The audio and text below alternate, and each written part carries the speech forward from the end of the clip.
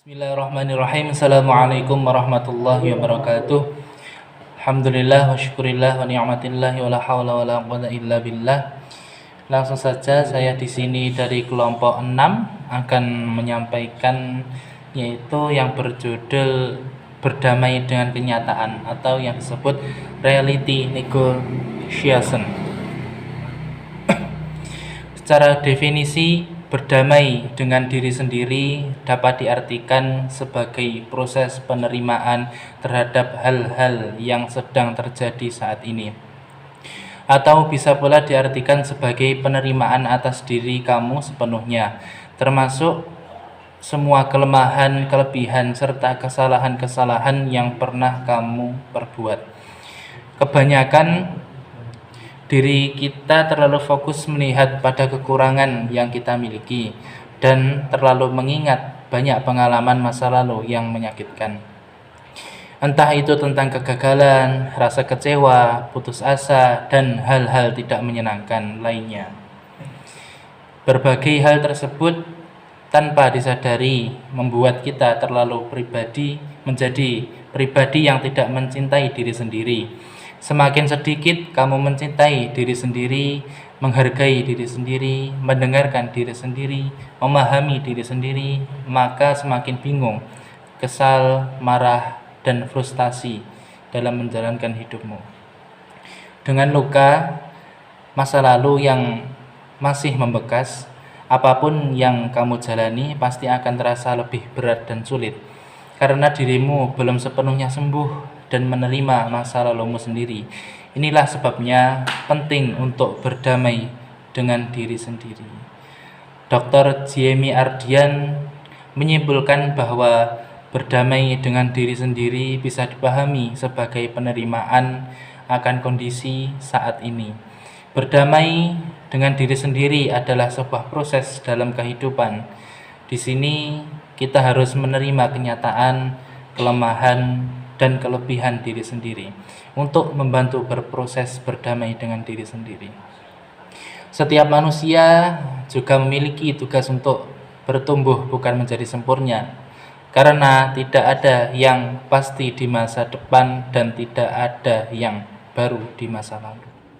Baik, melanjutkan materi tentang reality negotiation. Berdamai dengan diri sendiri bisa dilakukan dengan cara menikmati apa yang ada saat ini. Hiduplah di masa sekarang dan berusahalah untuk terus tumbuh menjadi lebih baik selaras dengan 3 aspek penting, yaitu realita atau hal yang ada di depan mata, yang kedua pikiran atau persepsi netral, dan yang ketiga adalah perasaan, yaitu perpaduan antara pikiran dan persepsi.